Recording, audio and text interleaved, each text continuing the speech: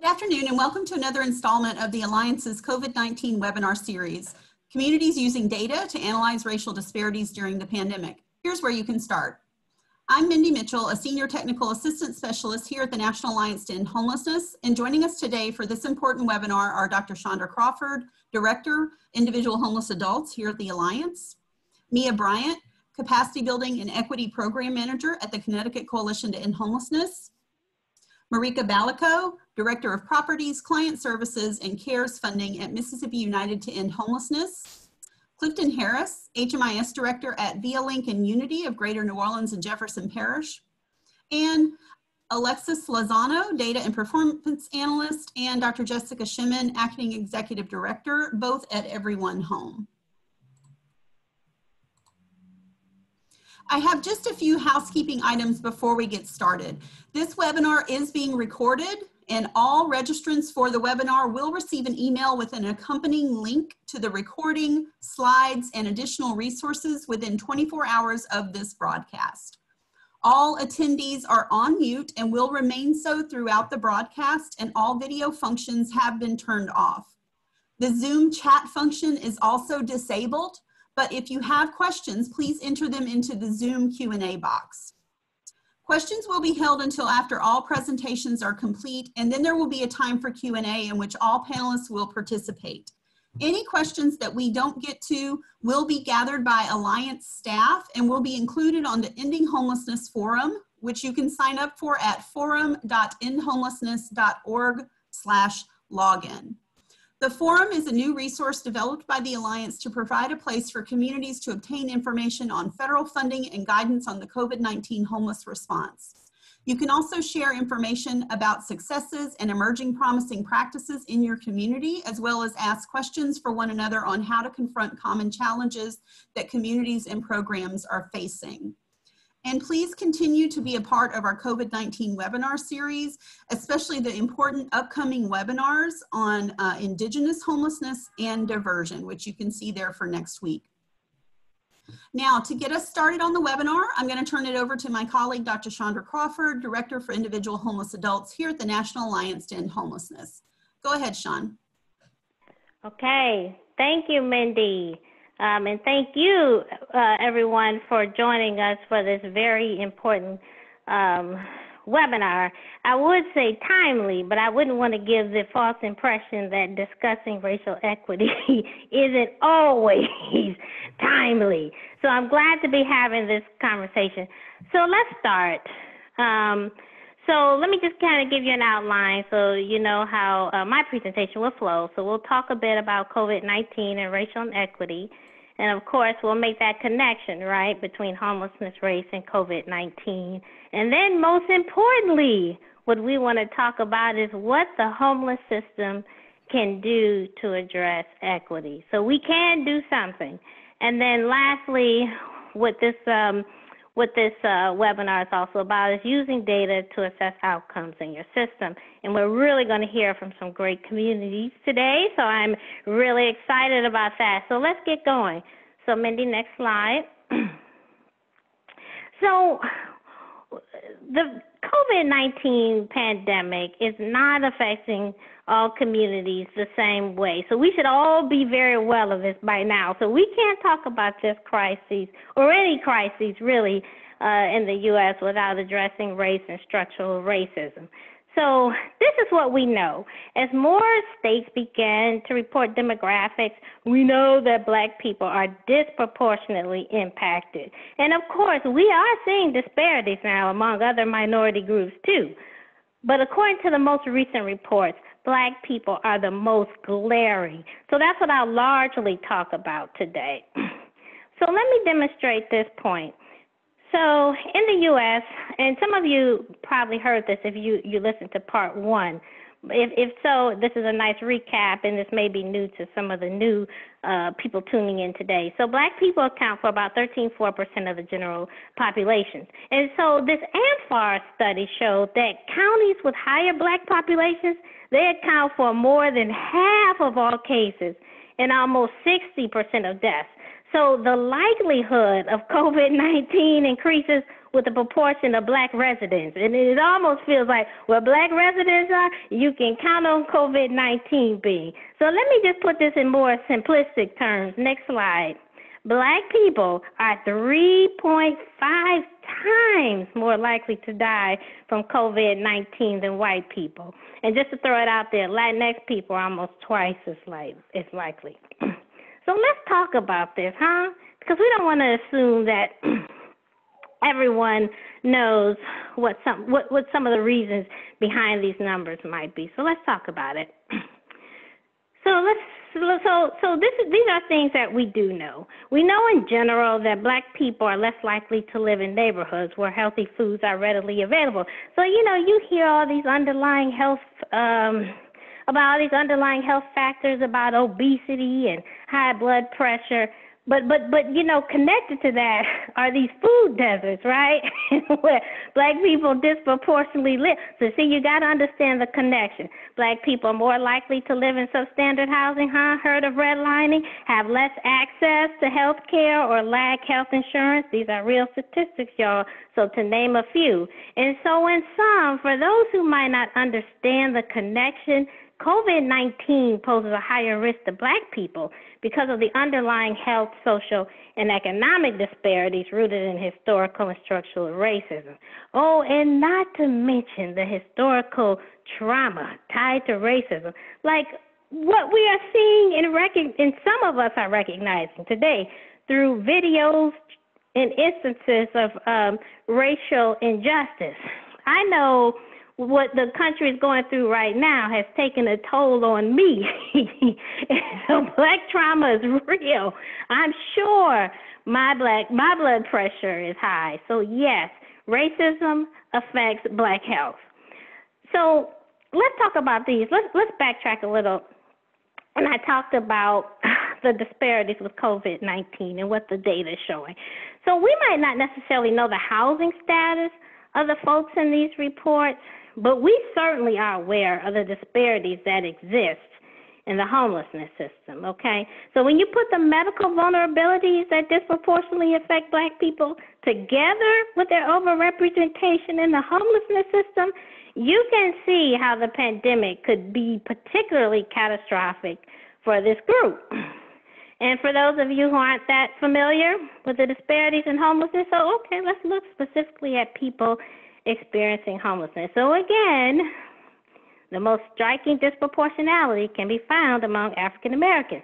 So let's go through this right quick. So African Americans make up 40% of the homeless population, but only 13% of the general population. Now, if you see in parentheses, and I have a chart up next, and Mindy, you can go to the chart that I have next. Black people make up 23% of those experiencing poverty. And so you have 23% poverty, 40% homelessness. So what this table shows you is that poverty alone, because the 40% number is obviously higher, it's not the only indicator of this disproportionality, right? So just to kind of give you some more examples of the disparity, and this is just a quick chart. Next chart, Mindy. In every single state, Black people are more likely than white people to experience homelessness. And I'm always amazed because places like Vermont, New Hampshire, well, they don't even have a whole lot of Black people. I didn't necessarily expect to see that in every single state. Okay? So now you can flip to the next slide. Thank you. So we kind of dove into some of the structural stuff. But one of the biggest things that I want everybody to take away from this conversation, and this is what we want to do here because it's really important, is to make sure the homelessness system itself is not perpetuating disparities during the pandemic. And now, look, I do think that we should be involved in larger movements. And there are a lot of movements going on right now, which is good. But, I don't want you to forget to look at yourself now because there are things that we can do. We can be a part of the big movement. But don't forget about your system and don't forget about your programs. And so with this message, we added a COVID-19 tab to our racial equity data tool. And again, racial equity is not something that you should just be looking at because of the pandemic. This should be centered in your work in general, and I can't emphasize that enough. So what I say, if you're not familiar with our tool and you're new to the conversation, so the original tool that we put together, and that's our racial equity network. It's a simple spreadsheet that helps communities determine whether outcomes vary by race or ethnicity. So the tool looks at basic data points. It looks at like who's in your system, who gets what, and who returns to homelessness. And so basically what we want to emphasize is that it's urgent to gather demographic data about who is contracting the virus, who's getting tested, and who's getting housed. Without racial data, we cannot see if there are disparities. And if we don't see disparities, then we probably don't factor them much in our approaches or responses. So the communities that are featured today, and we are really thankful to have them. Some of them have used the COVID-19 tab that I just talked about, and some of them haven't, because the purpose of the tab isn't necessarily that you use that tab. It's if you need help. If you don't know where to start, okay, here is something that you can use. But if you already have a method or you already know how to go about doing it, then we encourage you to do that. But the biggest thing is that we want you to center equity for the obvious reasons. And some of the folks who will be presenting today, they've been looking at this for a while and they have more extensive data, and some communities don't. And I think that's okay because we're all learning, right? And so for some of the communities who don't necessarily have a lot of data, I'm sure a lot of you out there are able to relate because this is probably something that you're just starting too. So we kind of run the gamut today. And so I'm glad, so I hope these presentations will be helpful and to help you think about how you can center racial equity during this crisis and continuing, in which working in this field and dealing with racial equity, we're always in a state of crisis as long as these issues are here. So let's move on and let's go to our presenters. And so on my screen, there we go. There we go. Okay, so I'm going to let Mia, she's out of Connecticut, introduce herself and take the wheel. Thank you. Thank you so much for that, Sean, and thank you for the opportunity to share what we're doing here in Connecticut. And thank you, Mindy, also for your technical support on this webinar. So on the next slide, I just wanted to share a little bit about CCH, Connecticut Coalition to End Homelessness, and what our work areas are for those who aren't familiar. So we are a backbone agency for Connecticut's homeless response system. We have several work areas, including advocacy, educating our elected officials and public about ending homelessness and fighting for the resources that we need to do so. Community impact, working directly within the communities to collaborate and support and provide that technical assistance that's needed. We manage the information, the Homeless Information System, or HMIS, for Connecticut, and so we do have that data and analysis arm, which is where information I'll be sharing in terms of what we're seeing today. Training and technical assistance, that's one of my main areas of work, and we provide TA, helping to share best practices. I also am part of this area, but also leading our race equity work and trying to integrate race equity lens into all of the work that we do. Also emergency assistance, we administer several shelter diversion and rapid exit funding to providers in the state. On the next slide, I'll just give you a little overview of some of the race equity work that's happening at CCH. So we do recognize that racial disparities exist. We've been analyzing our data for racial disparities for some time, starting with one of our webinars back in 2018. And we are just increasing our capacity to be able to do that, to be able to collect this data, analyze it, and develop some strategies to be able to address the racial disparities. We also work with the Corporation for Supportive Housing New England as part of their Collaborative for Race Equity, where we help develop a race equity framework with our partners there, and are working on a project on access and outreach to communities of color. We also are part of NAH's Race Equity Network and have developed our own little Connecticut RIN so that we can really mobilize our efforts and collaborate and coordinate.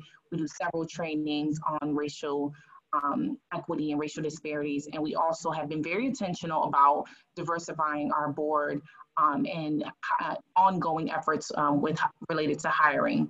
Also, I just wanted to mention that this Juneteenth, on June 19th, we are doing a call to action and encouraging all of our members to be actively protesting and supporting racial justice. And so that's ongoing efforts to be actively anti-racist and to integrate race equity lens into ending homelessness. And so on the next slide, I just wanted to start off with racial disparities in COVID, what we're seeing in Connecticut. So in Connecticut, Black Americans or Black or African Americans account for over 30% of people experiencing homelessness, but only 10% of Connecticut's general population. And we're seeing those same kind of gross disparities in people who are testing positive for COVID-19. So although Black or African Americans account for around 20% of COVID cases, we represent 15% of COVID-related deaths. So we're seeing disparities in those testing positive as well as COVID-related deaths. On the next slide, I just want to share, a little bit hard to see, but I just want to share that we do have a Connecticut data dashboard. Not we as in CCH, but Connecticut has this data dashboard that we are also using to understand and track COVID within our communities, within our regions, to see how it's really affecting us on a local level in our specific communities. And, it also allows us to be able to see what those racial disparities are in people who are being tested, have confirmed cases, as well as the deaths and hospitalizations.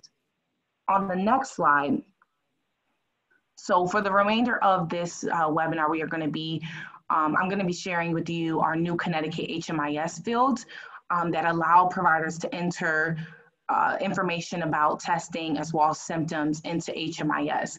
And this is the result of wonderful work by our Director of HMIS and Strategic Analysis at CCEH, Linda Casey, and her work with Nutmeg Consulting.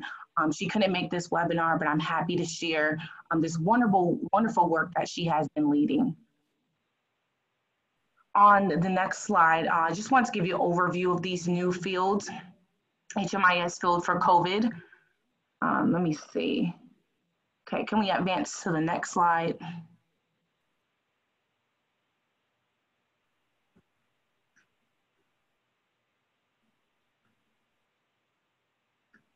Looks like the screen might be frozen.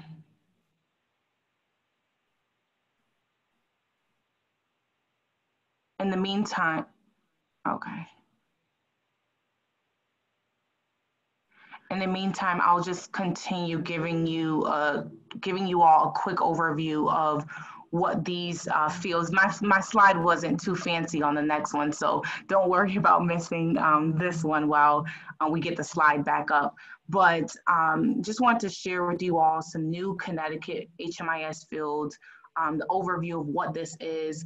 These new HMIS fields allow for data to be collected for clients with open enrollment in any program. And so in Connecticut, we have 2 continuums of care, or COCs. Within that, we have 7 CANs, but we really are coordinated access networks, but we operate as one system. And so through HMIS, in this shared data platform that we have, we are able to enter this new COVID-19 data into HMIS for any program, whether it's emergency shelter, PSH, PATH, anything like that, any open enrollments, we can start to enter this information to HMIS.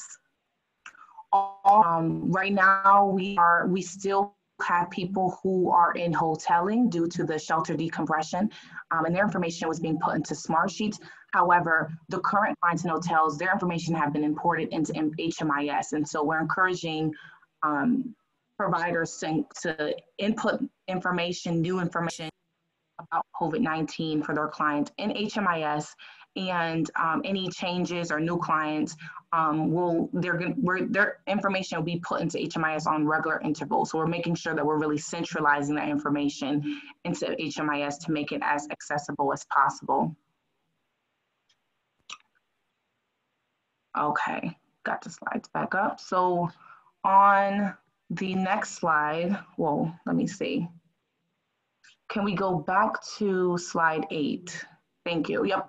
Okay, so yep, on this slide, I just wanted to show you all how it looks in HMIS. On the left-hand side is very accessible, where providers can just select that COVID-19 tab and be able to enter a new test, any symptoms that the person is experiencing.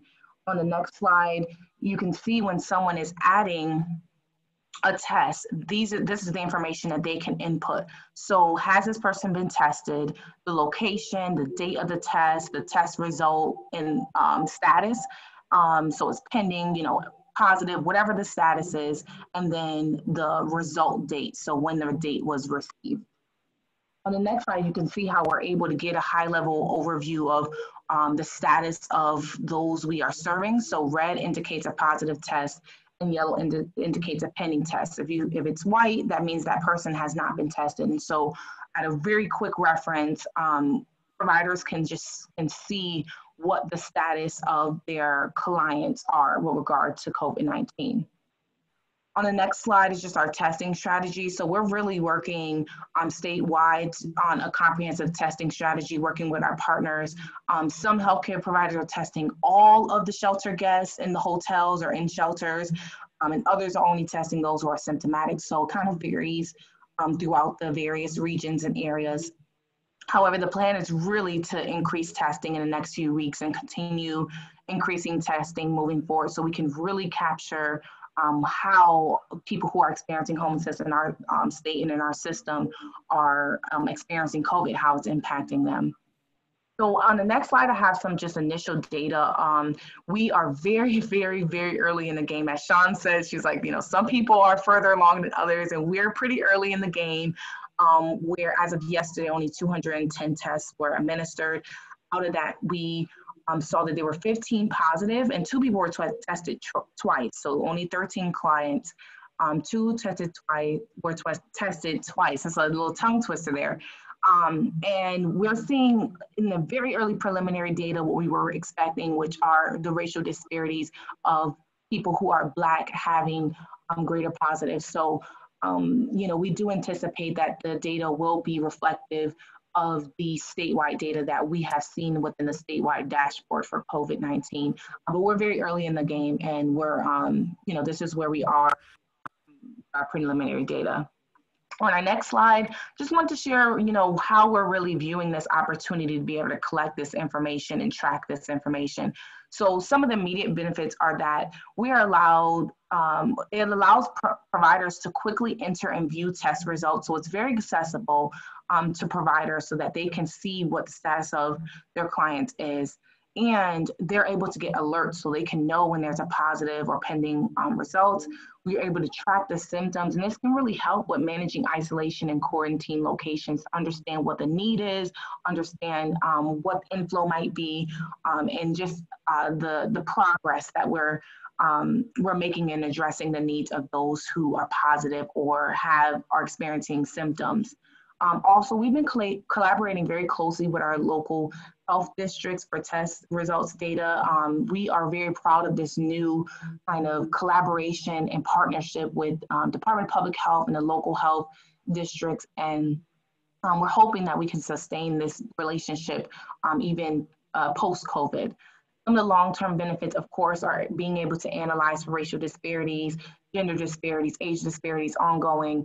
And we really appreciate the ability for us to centralize this information, the COVID-19 information for those experiencing homelessness in HMIS. And we plan to take advantage of that collective data to be able to understand or gain a better understanding of how it is affecting our community.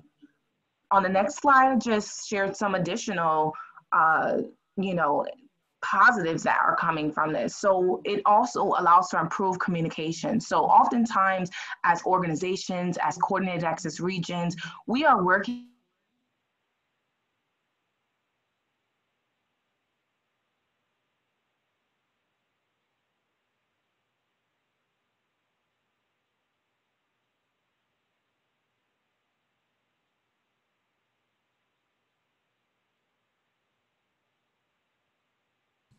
Oh, Mia, in, you know, silos sometimes and into another. And so this allows us available for a new provider to see in COVID statuses. And this is really know, you know, what that person's status is, because they might need quarantine or isolation.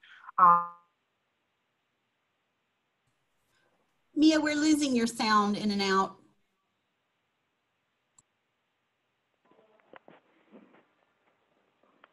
Yeah, we Mia, I don't know if she can hear us, but we can't hear her. But you know what?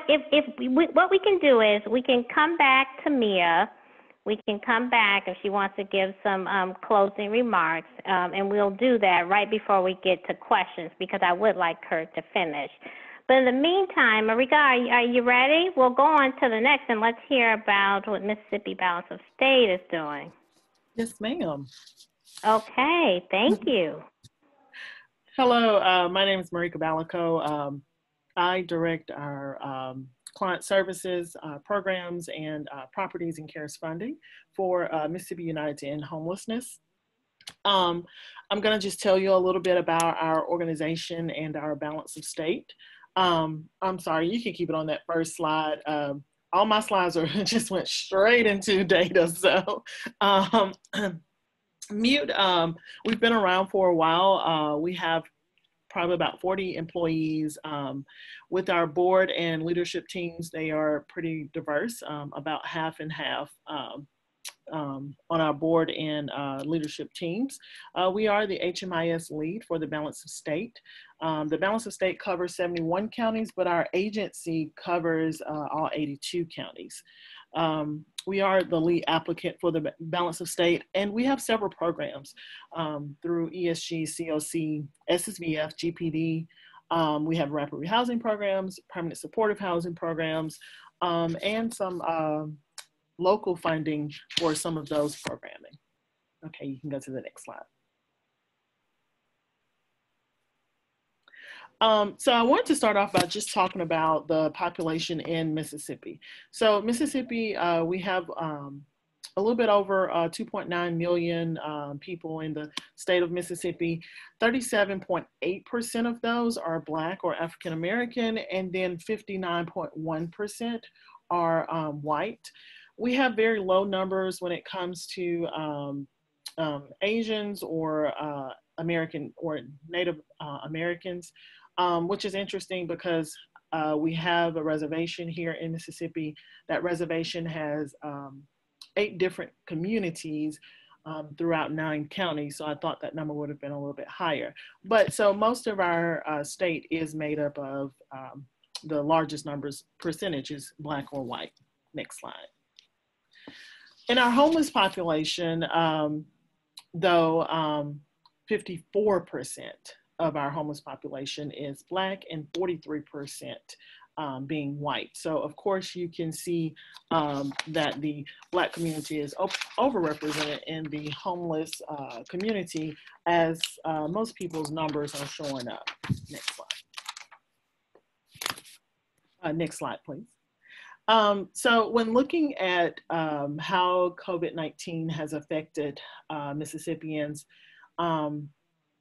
as it's shown throughout the country, out of these 17,000 cases that we've had in Mississippi, 9,556 of those cases are in the Black community. That's over 53%. That's 53% of those cases are of the Black community.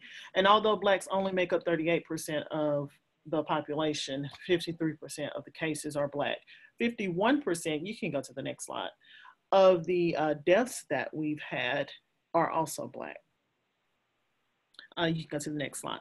So when looking at the racial equity tool, like Mia said, we did not have a whole lot of information. And I'm going to talk about in a few minutes here of why we didn't have as much information, and some of the things that we may have done beforehand to help so that we wouldn't have as much.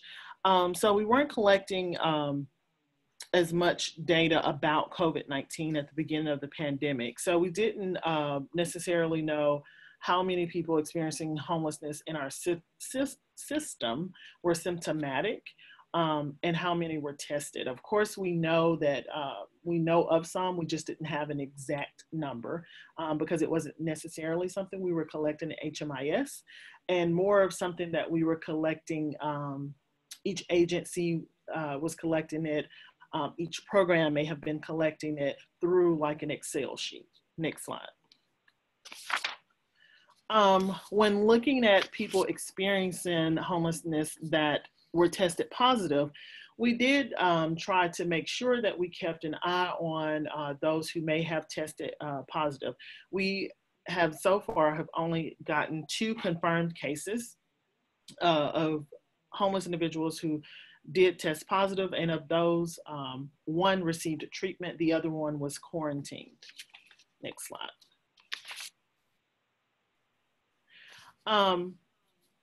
And then of those that were experiencing homelessness, 2 were referred to quarantine. So one of the ones who was who did get treatment, the person they were sleeping with, the person they were sleeping next to in the shelter, they were also quarantined, but they ended up testing negative.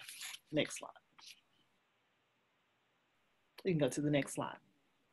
And then out of those, we did house one of those.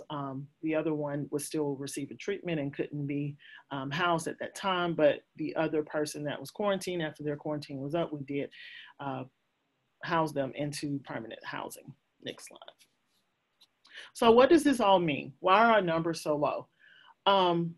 It could mean a couple of things. One, lack of access to testing and low number of tests available. Like Mia said, a lot of our health departments or hospitals or clinics were only testing those who had certain symptoms.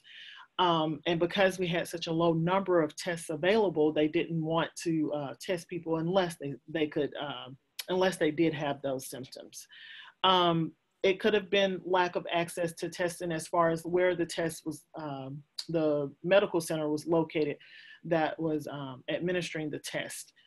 Transportation is an issue, especially in rural counties, in rural areas of Mississippi. There's the issue of homeless versus impoverished communities. Sean talked about early on how a lot of the numbers show the poverty levels as well. And so we have a lot of impoverished communities, and there's a lot of times a thin line between homelessness and an impoverished family. And so it may have been that we have more numbers within the impoverished community versus the homeless community. Another thing was that our unsheltered communities, our unsheltered homeless population tend to be more isolated.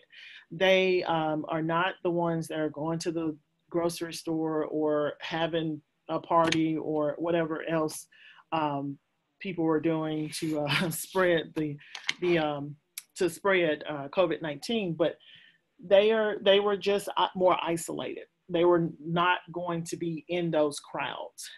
Therefore, the spread of COVID-19 was less likely within those within the homeless population. The other thing we did was that agencies and shelters, though, when we first got our first case of someone that was that tested positive back in March, our agencies and shelters quickly changed their formats to meet the needs of the community. We had shelters that immediately changed their format of how their participants were sleeping, making sure that beds were 6 feet apart, getting anyone who may seem like they had symptoms, reaching out and trying to get them tested. We did a lot of preventive measures by passing out information along with hand sanitizer and cleaning supplies. Another thing that we did was we have a really great COC director, and she suggested that we make sure to present ourselves during outreach or case management with our protective gear on, so that the homeless population who may not be as connected to the world, they may not have seen it on the news, they may not have heard it on the radio, so that they could understand how important and the severity of the pandemic. They knew how what was going on by seeing us and how serious we were taking it. So those were things that we did early on. Next slide, please. We never stopped housing during COVID-19. 54% of our homeless population across the state, across the balance of state, is African American. And since March, 59% of those that have been housed have been African American. Next slide. But what did we learn?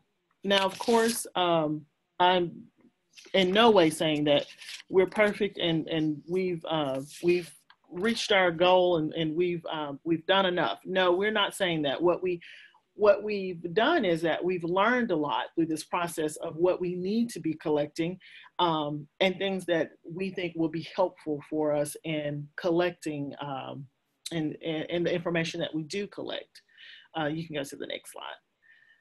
So we have received CARES funding, and when looking at our intake process, we'll have to collect information about COVID-19. And so we've had multiple meetings about the intake process and what we necessarily need to be collecting when, as it pertains to COVID-19. So we want to look at how COVID-19 has affected one's health or employment or income, or family household, like them losing childcare or moving in with parents or parents moving in with them.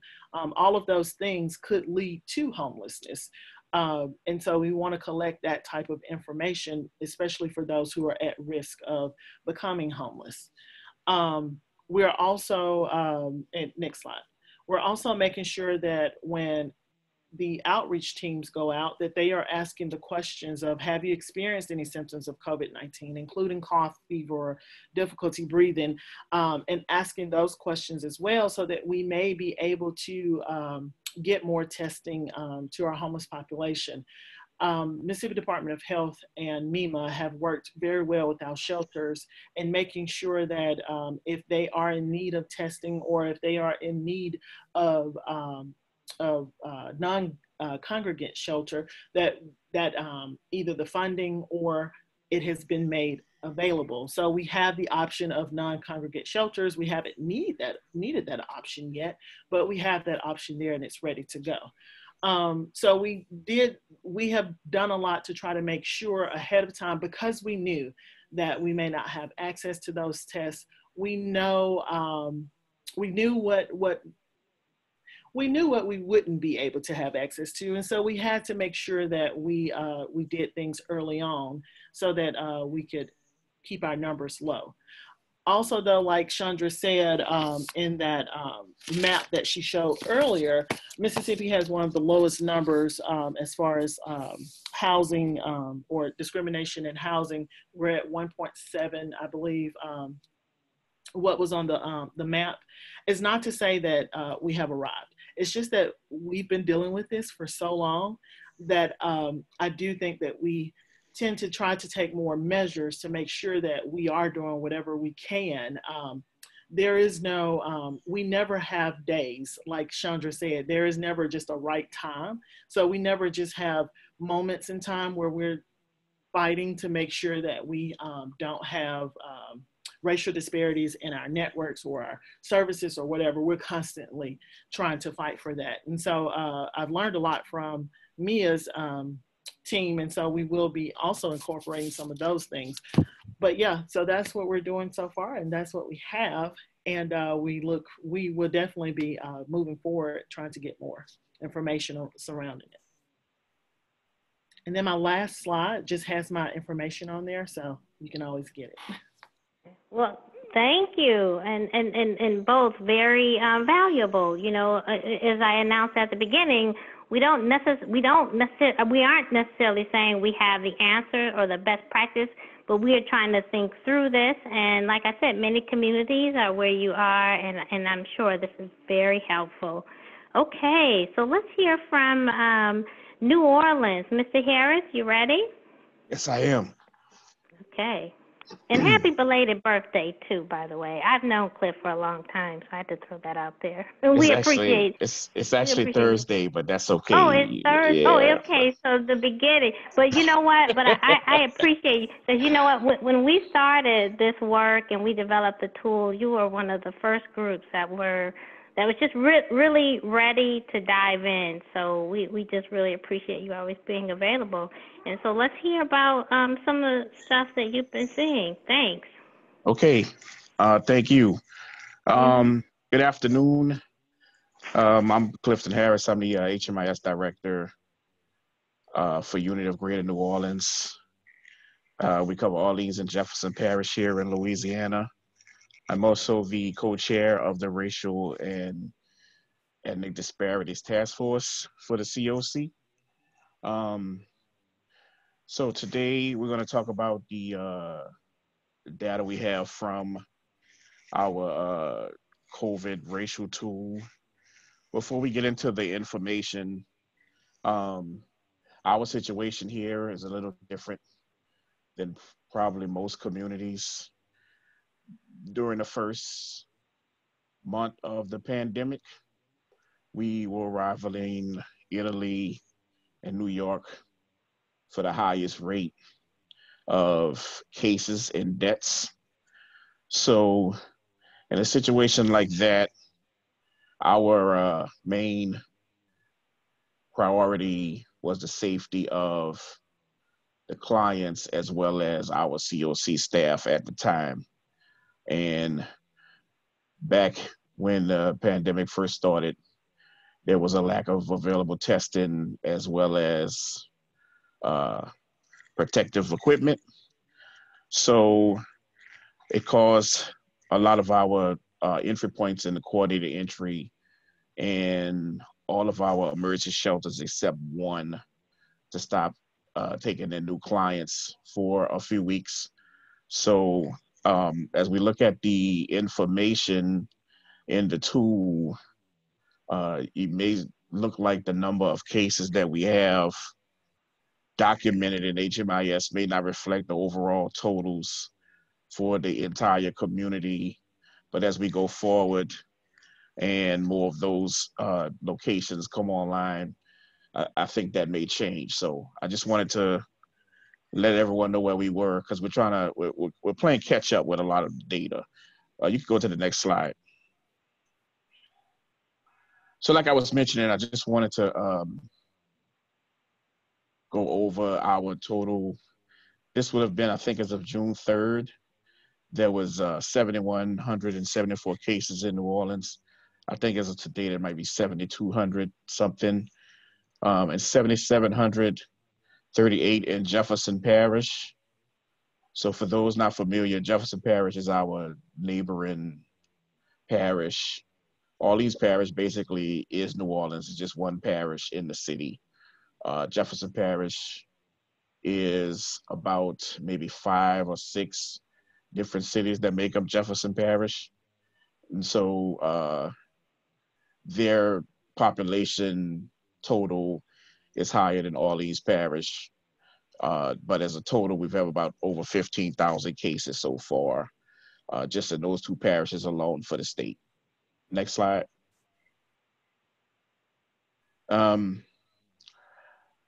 This is our COVID-related deaths in the metro area.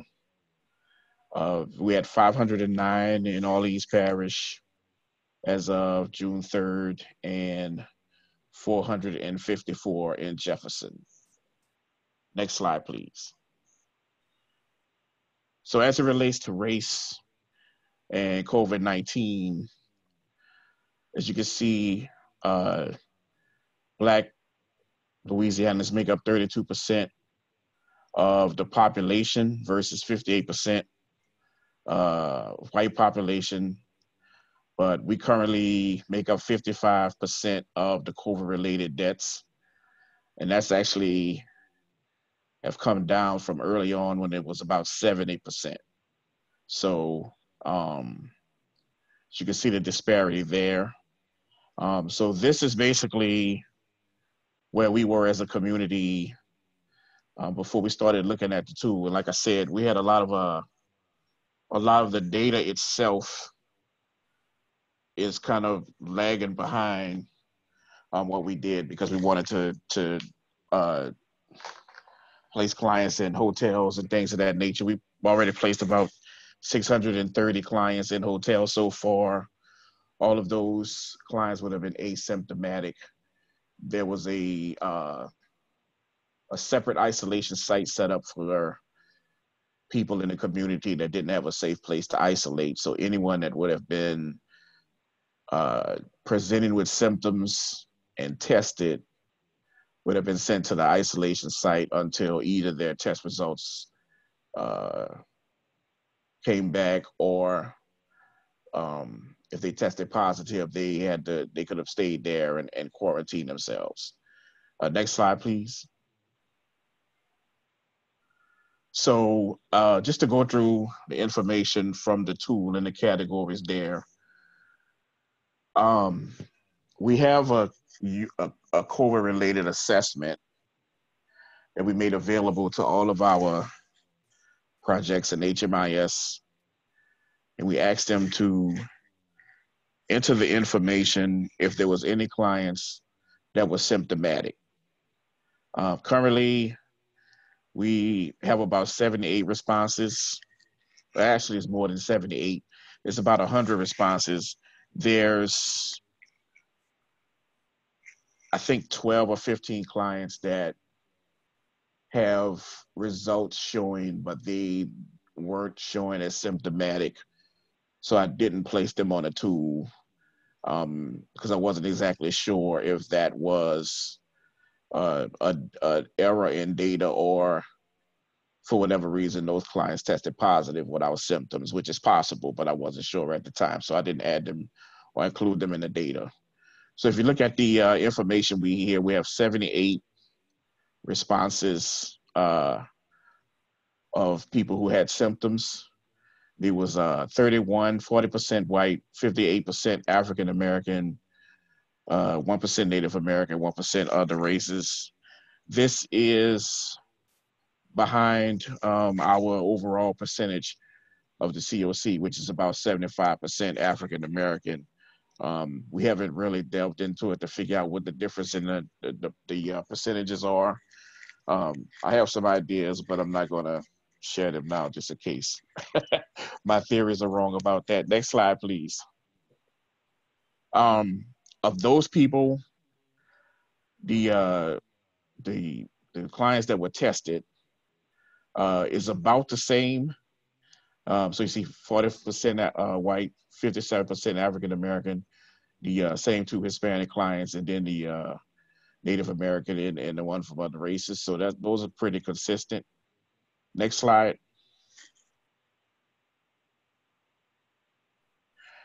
So out of the 72 that tested, 52 of those clients were positive. I'm sorry, 54. I'm missing the Hispanic people out there. I'm sorry. 54% was positive. And as you can see, that percentage is a little higher than the overall percentage of those that had symptoms, as well as those that were tested. So that's about 33% white, 65% African American, and then one Native American there. Then it's the two Hispanic clients that tested positive. So as we start getting into the disparities of how many people test positive, you can see the numbers start to change a little bit. Next slide, please.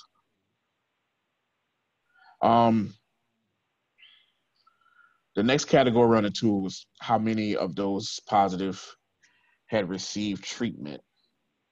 And as everyone knows, there's not an actual, I guess, official treatment. So the way I interpreted that question when I pulled the data for the tool was any client that was hospitalized.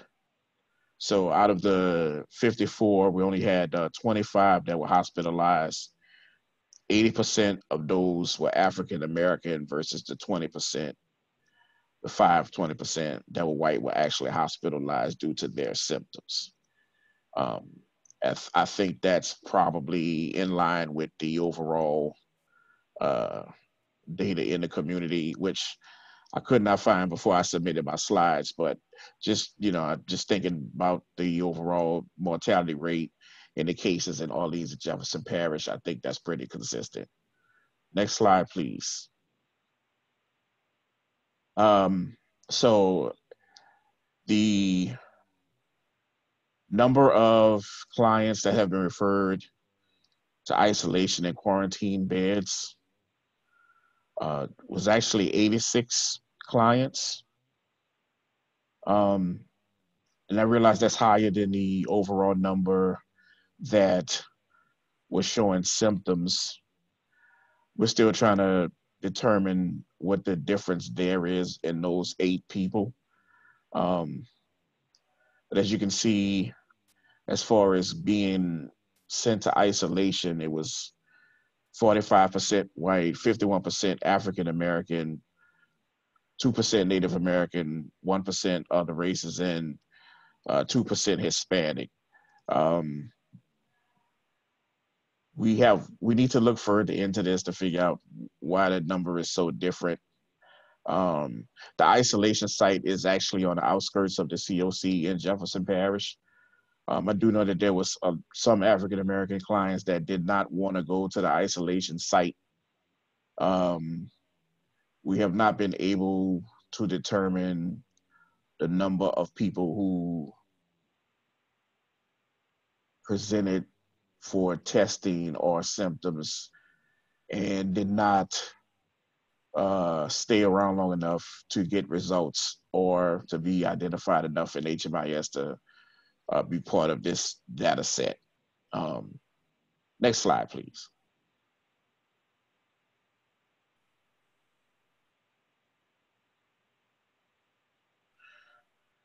Okay, the number that have received permanent housing. This number 10 is just clients who were already in permanent housing at the time the COVID assessment was entered. Like I said, we're still trying to play catch up with some of the data in the hotels. I don't have an accurate number yet of how many of those clients have already been placed. Some of them have, but those clients have been asymptomatic, so they wouldn't appear in this data.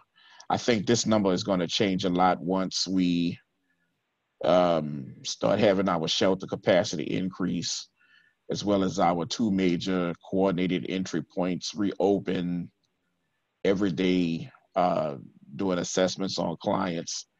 This number will probably grow, but for right now, these are the only 10 responses we had were from clients already in PSH programs, and those were 40% white and 60% African American.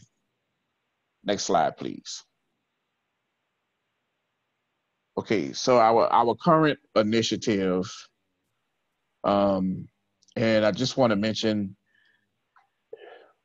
so we're kind of, I guess, about 90 days into the pandemic, depending on what day you want to say it started in March. And the one experience here in New Orleans that I think we've all learned is that things change very rapidly. So, a few weeks later, everything was just really, really dire and sad, and there was a lot of illness and death in the community. And, we will work real hard to flatten the curve. And we're now in the first phase of reopening. So things may change. So some of the information and things that we're doing as an initiative may have to be revamped sooner than later, depending on the situation on the ground, so to speak. So right now we have our assessment that's available to any clients with symptoms or have been tested. We have a separate HMIS project just for clients that go to the isolation site. Right now, we have case managers there. Hopefully the state will continue to keep that up as we go through the different phases of reopening. So we should be able to tell how many clients went to the isolation site and then came back into the COC and were housed through coordinated entry. Our regular task force data collection plan includes questions related around a client's reason for being homeless. And our city depends a lot on hospitality, tourism, things of that nature. And we're anticipating that the COVID outbreak will have a larger impact on the homeless services system going forward in towards the later part of the year, due to many people already underemployed that are now unemployed or are going to go back to work, but already months behind on bills and rent. So we've added 2 questions to that data set, basically trying to figure out how many new people are going to enter the system due to a loss of income, due to COVID-19, or were evicted or had a foreclosure due to COVID-19. So that's where we are today. I'm hoping the curve stays flat and we don't have another rush of new cases or anything like that. And maybe we can talk about this again in a few months, and we may have a larger data set to look at and analyze. And thank you for inviting me today. Thank you, Cliff. And I'm going to quickly move on to Alameda County. You all have about a good 12 minutes, and I'm going to try to get, we have so many questions, I'm going to try to get at least one good question in. So, and I don't know who's going first, Alexis or Jessica, but we'd love to hear about what you're doing. So it's your turn. Thank you.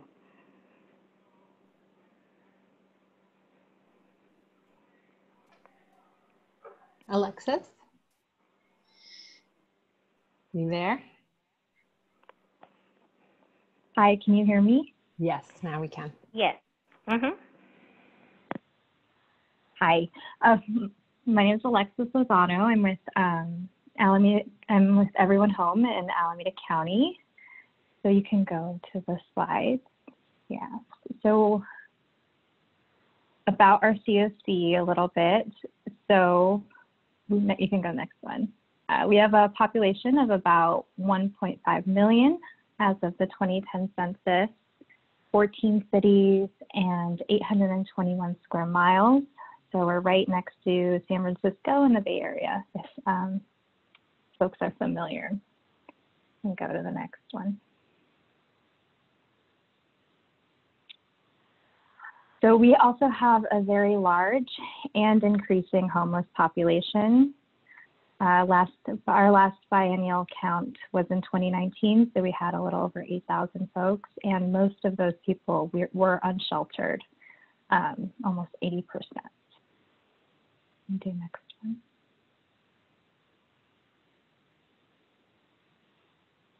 And I think, like the national trend, we have a lot of overrepresentation in homelessness among African Americans and American Indians and Native Hawaiians.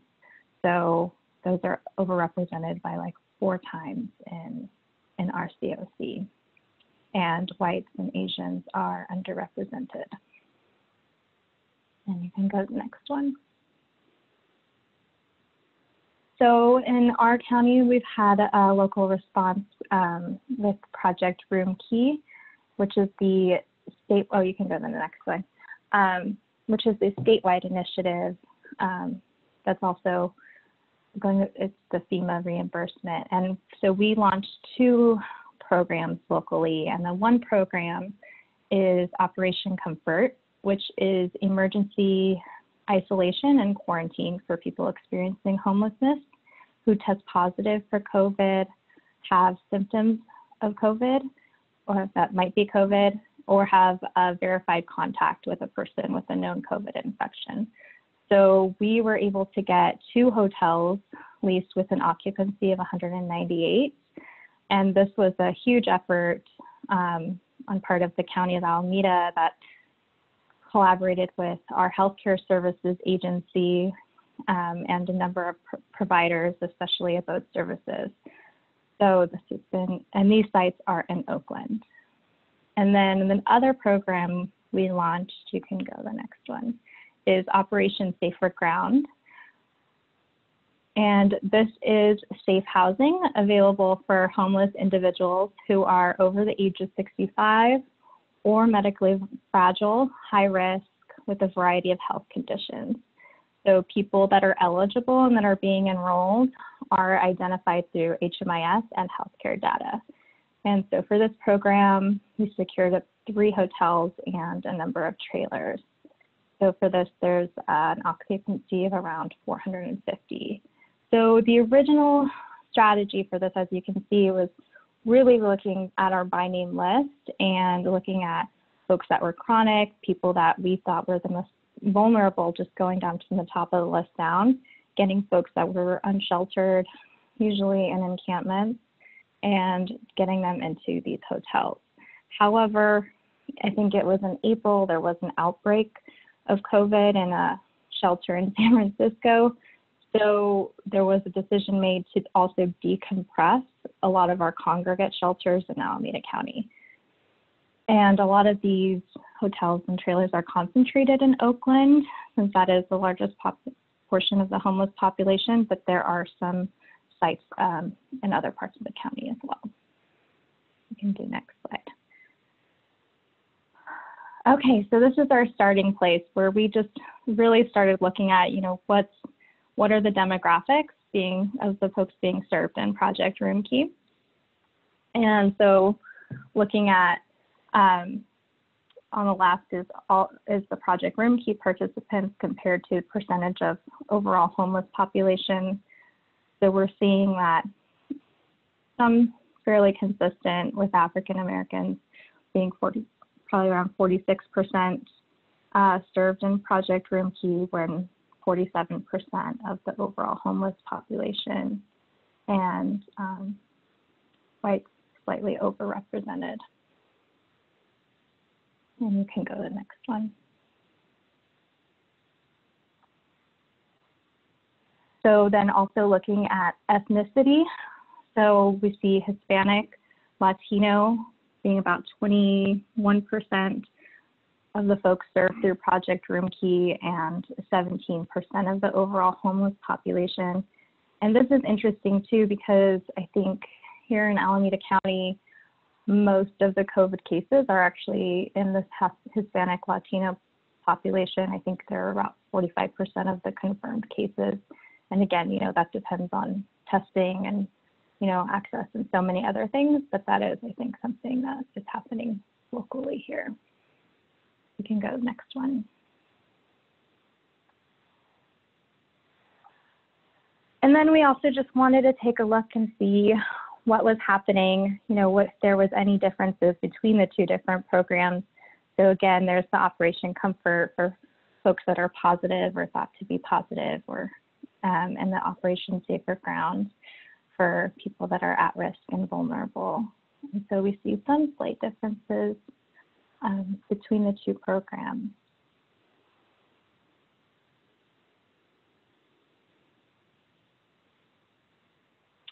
And then the next one, we started looking at where people are coming from that are being served from Project Roomkey, so the prior living situation. So these are just the top 6, but it is consistent with the strategies from rolling out and getting folks into these programs, where the top one was most people were coming from places not meant for human habitation, most likely encampments, and the second was from emergency shelter, followed by transitional housing. And those are the top two across all races. You can go to the next one. So this is just a start. I think for us, it's really, you know, we're setting a baseline here. This has been an incredibly rapid response, and we haven't done anything like this before. Launching this program, the Project Room Key has increased our shelter capacity by almost 50% in the matter of a month and a half. So there are a lot of opportunities to track and learn from this data. So this is really looking kind of like what's happening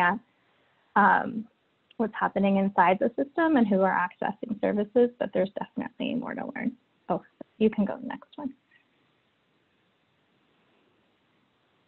And the following one, sorry. And it's really leveraging this into this opportunity. Like COVID and recent events really have folks talking about structural racism, I think, in a way that I don't think I've ever heard before. There's this increased awareness, and it's really an opportunity to link these two things in a way that probably most people haven't thought of before. So connecting structural racism to our homeless and housing crisis response system and health and all of those things.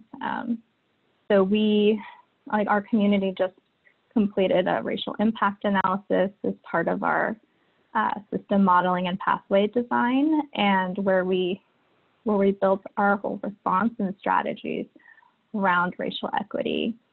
And I think I'm going to hand it off to Jessie to talk a little bit about that and what we're going to do moving forward. Thanks, Alexis. Yeah, this is a really, we're trying to think about, you know, what opportunities there are right now. Everybody is really stretched, working to the max, trying to respond to COVID. But it is, this intersection of the racial disparities that we're seeing in healthcare, and sort of the numbers of people, disproportionate deaths in Black and Latino communities, combined with, awakening support for Black lives, and just the whole thing. It connects so clearly to the 8-month racial equity impact analysis project that we've been doing. And that project really taught us and showed us a few different things that I think will inform how we think about the outcomes from the Room Key project. We know from that analysis that ending homelessness is not just about getting people into permanent housing, but retaining that housing. So Black and Pacific Islanders, in particular in our community, have higher rates of returning to homelessness than white counterparts, right? And that's also true for Indigenous people. So our timeline and vision for this project needs to be at least 2 years into the future when we're thinking about what the outcomes look like. The racial equity impact analysis identified a number of ways that structural racism creates additional barriers and then intensifies existing barriers to obtaining housing. And so COVID, as backward as it seems, presents an opportunity to address the impact and workings of structural racism in our system. So one example of that is we're looking at standards around documentation. That was one place that our analysis identified as intensifying the impacts of structural racism.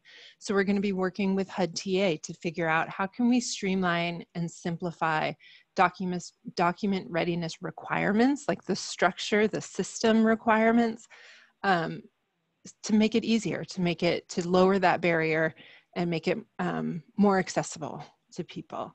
And then another areas that we're looking at is working more closely with housing authorities to figure out how we can create improve the interface between housing authorities and the homeless system to make sure that we're able to fill vacancies in housing authority units with people who are homeless and experiencing homelessness. So we're really looking for opportunities to merge these two initiatives and figure out ways to intentionally and explicitly address structural racism and racism through our work. So thank you. I know we're at the end, so I want to make sure Sean has enough time. Oh, you did great. Thank you, Jesse, and thank you, Alexis. And not to move everyone along, but we are almost out of time. We have 4 great speakers, and there were so many great questions. So I'm basically going to get to 2 of them. And so one, since Mia, you didn't get it finished, I'm going to direct the one question to you, and if you can say it in a minute, and then the other is just going to be directed to the group. And I'll just throw them both out there. So Mia, people want to know what HMIS system is being used in Connecticut, and is this something that is this a custom built form? And then to the whole group, and anybody can answer after Mia, are there HIPAA concerns with entering COVID-19 data into HMIS? Okay, Mia, go. Sean, thank you for that question. I did try to answer that question that was regarding the HIPAA concerns. I will say that we have worked with several partners on this effort, on this initiative, and we do have protections and security that has already existed that is related to all the information that we're collecting in HMIS. And so, you know, we don't necessarily have issue with necessarily violating HIPAA. There were concerns from small groups. We received that question along the way and have worked with you know, people to understand exactly what we're doing to make sure that we're protecting this information. So I will say that also HMIS, we're using the Caseworthy platform. So I hope that answers your question. Okay. Yeah, that question was to the group, but you're part of the group. But then the question that I really want you to answer is what HMIS system is being used in Connecticut, and is this a custom-built form? We had a lot of questions about your HMIS system, so that, but you could answer the second one too, because you are part of the group. But I really want you to speak to the Connecticut, because we got a lot of questions about that. Oh, okay. Sorry about that. And I'm sorry I No, cut off. that's okay. No, you're part of the group. No, you're part of the group. So I said the second one to the group. So you are part of the group, and you probably said, no, that's okay. Yes. But a lot of people ask about your system, so I want to make sure that they get that information at least before we close out. So our platform that we are using is the Caseworthy platform.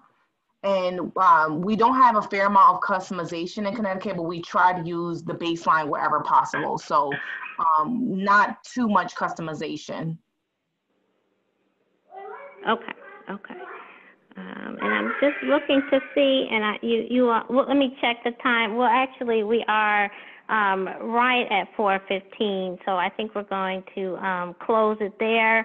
I want to thank all of our panelists. Thank you so much for helping us think through this. Thank you for your work. And everyone, you know, you all have my contact information, ccrawford@naeh.org, and all the other contact information is up here too. And perhaps I can open this on our forum, or, you know, if you have specific questions, please email me, and I'll make sure I get it to the appropriate panelists. And then, like I said, you have their information as well. So we are here to talk through this, and we appreciate everyone's work and willingness to center racial equity. So thank you to everybody. Thank you. Bye-bye. Bye, everyone.